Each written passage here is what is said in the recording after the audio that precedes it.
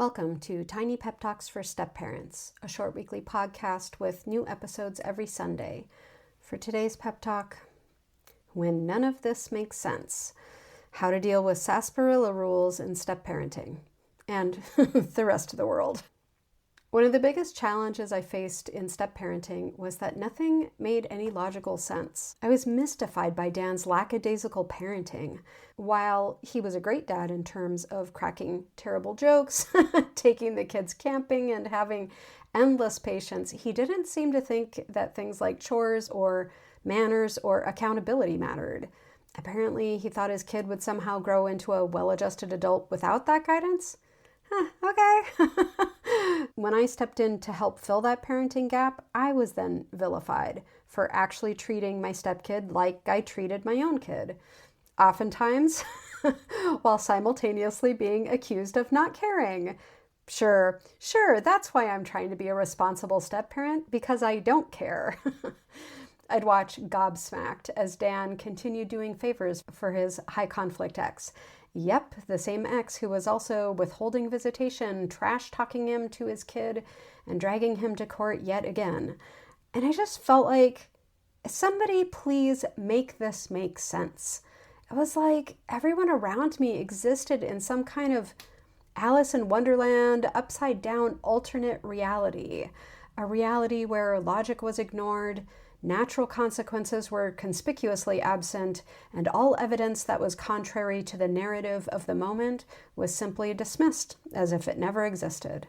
Maybe you can relate, either as a step-parent or as a person living in a time where every single day brings headlines that are more what the actual fuck than the day before. If you're a practical person like me, this immersion in illogic will very quickly make you nuts, and or possibly make you wonder if you're the one who's being unrealistic. You're not, by the way. So for any other step parents who are out there surrounded by people who love pretending like things aren't really how they are, today's pep talk is for you.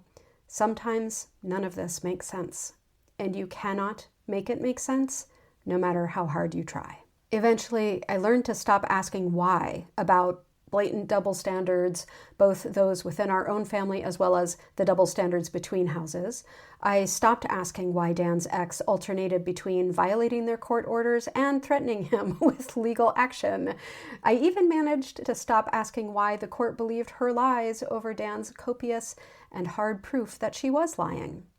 I stopped asking why, not because I became okay with living in an upside-down world, but because I finally realized the why didn't actually matter. There was no answer that would make any of this okay. There is no answer that can make any of this okay.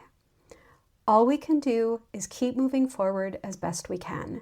Sometimes that looks like adapting to the latest sarsaparilla rules and adjusting to the ever-changing goalposts. Other times, it looks like refusing to play the game in the first place and instead looking for places where your time and energy can make a positive difference.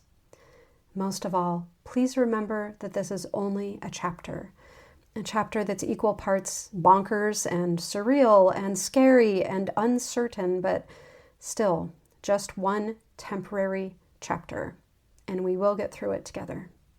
If you're listening to this by podcast, please check the show notes for a link to the full transcript over on Substack. We would love to see you over there.